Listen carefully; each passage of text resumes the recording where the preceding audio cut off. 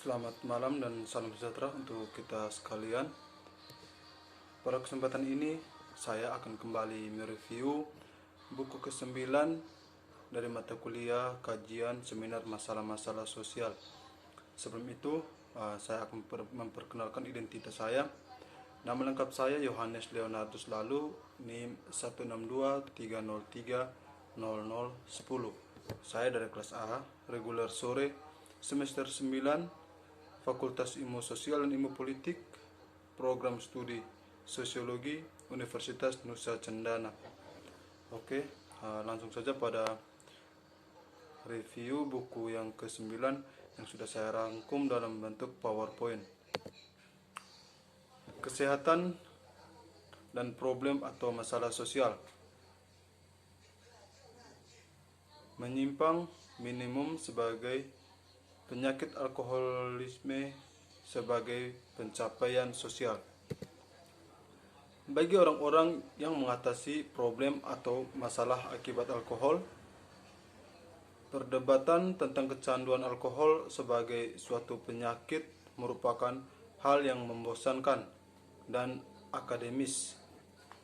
Lagi pula, jika seseorang bekerja di klinik rumah sakit untuk mengobati pecandu alkohol, berarti alkoholisme adalah suatu penyakit sosial. Akan tetapi, apakah sesuatu itu atau penyakit tersebut bergantung pada sebagian besar masyarakat medis yang menerima definisi itu atau tidak, menantang penggunaannya oleh orang-orang di bidang lain, karena para dokter merupakan profesi penyembuhan yang dominan dalam kebanyakan masyarakat industri. Mereka memiliki kendali atas penggunaan atau istilah penyakit dan penyakit, bahkan jika mereka kadang-kadang tidak dapat mengobati kondisi tersebut dengan efektif, menurut Frinson tahun 1970 pada halaman bukunya yang ke-251. Dengan demikian, para pecandu ini menjadi penghargaan politik dan bukan ilmiah, menurut Spector dan Kitus tahun 1977. Hal ini kemungkinan besar akan terjadi apabila efek yang digambarkan dinyatakan negatif dan bukannya positif. Istilah sakit meskipun bebas dari opprobrium dan menyiratkan bahwa kriminal adalah kelainan moral, penyimpangan dari kesehatan, dan ancaman terhadap jaringan interaksi yang sedang berjalan, menurut Parson tahun 1951. Dimensi moral yang umum ini menyediakan landasan bagi pergeseran sejarah dari suatu sistem kontrol sosial atau gereja dan negara yang semakin bertambah, ilmu pengetahuan dan kedokteran. Yayasan kolonial dan asal-usul konsep penyakit minimum alkohol di Amerika pada abad ke-17 dan ke-18 adalah hal yang normal dan meskipun tidak disetujui. Pembukuan bukan hal yang langka. Pemberi pinjaman tahun 1978 menurut Levin, Paredes tahun 1976 dan Keller tahun 1976. Jika ada yang jahat dalam hal minum, itu bukanlah minuman itu sendiri, yang bukan oleh para pemimpin agama terkemuka disebut makhluk yang baik dari Allah. Gereja dan rumah minimum sebagai pusat sosial masyarakat seringkali berdekatan. Keprihatinan mengenai kemabukan di depan umum diungkapkan oleh sejumlah kecil pemimpin gereja yang akademis dan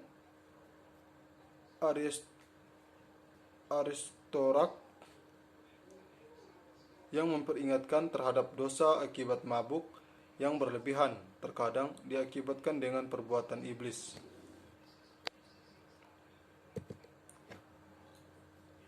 Hukuman pada awalnya adalah nasihat administrasi yang diikuti dengan sanksi ekstrim untuk suspensi dan akhirnya dengan mengucilkan diri sebagai yang tertinggi. Meskipun mungkin jarang digunakan, yakni kekuasaan agama, otoritas sipil menggunakan keputusan gereja dan mengurangi berbagai bentuk degradasi publik, denda, pengecualian daerah dan hukuman penjara pemberi pinjaman tahun 1973.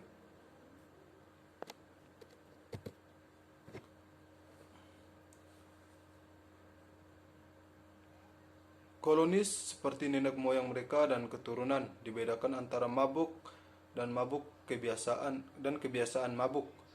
Yang terakhir tidak hanya membuat peminum menjadi tontonan umum tetapi juga merusak kesehatan, mengganggu keluarga dan masyarakat yang lebih besar. Menurut sejarah, cara ini membingungkan dan tampaknya tidak masuk akal. Pola minum yang berulang, minum yang sangat serius yang membutuhkan penjelasan. Menurut Metz Andre tahun 1969. Solusi yang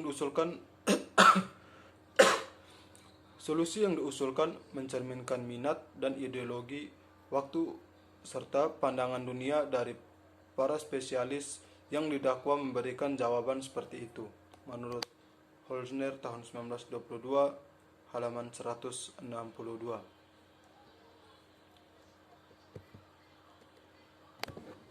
Warisan agama dari koloni didefinisikan perilaku seperti karena kemauan peminum bebas beroperasi dalam hal nasional, kalkus hedonistik. Jenis minuman ini jika minum diulangi dan seringkali dianggap sebagai indikator kemerosotan moral. Kepemilikan masalah atau problem kepemabukan selama periode ini beralih ke pemimpin agama dan kalangan berwenang sipil yang terkemuka.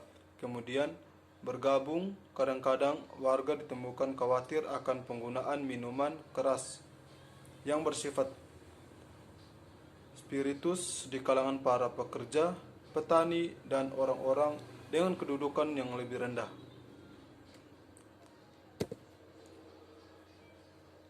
Gagasan bahwa kemabukan yang berkepanjangan bisa jadi adalah akibat minuman dan sifat-sifat para peminum yang mungkin di luar kendalinya. Pertama kali dibuat oleh tabib yang sangat dihormati, Benjamin Rush, dalam penyelidikannya tentang pengaruh roh-roh yang bergairah atas tubuh dan pikiran manusia yang pada mulanya diterbitkan pada tahun 1784 menurut Levin tahun 1978, Wilkerson tahun 1966 halaman 20 sampai 42. Rush mempelajari pengaruh tubuh terhadap berbagai bentuk minuman beralkohol dan memberikan apa yang mungkin merupakan gambaran klinis pertama yang secara klinis tentang pembukaan. Yang penting signifikan adalah uraian Rush tentang mabuk adalah hubungan antara pemabuk dan minuman yang didefinisikan sebagai kecanduan terhadap minuman keras yang disuling. Dia percaya penyakit itu berkembang secara bertahap dan mengalami kemajuan, pada akhirnya menghasilkan hilangnya kendali atas kebiasaan minum. Ia menyebut mabuk sebagai penyakit kehendak, menganggap bahwa kehendak dan keinginan seseorang tidak bergantung pada satu sama lain, dan bahwa keinginan yang satu itu menjadi lemah dan akhirnya melemah karena minuman-minuman yang berlebihan. Langkah pertama dalam perawatan adalah berpantang alkohol. Meskipun Rus tidak menentukan mekanisme yang dengannya penyakit kehendak ini berkembang, ide-idenya menyediakan alternatif bagi moralitas tradisional gereja. Sekian hasil review buku ke-9 dari mata kuliah kajian seminar masalah-masalah sosial. Semoga buku ini dapat bermanfaat. Sekian dan terima kasih. Shalom, selamat malam.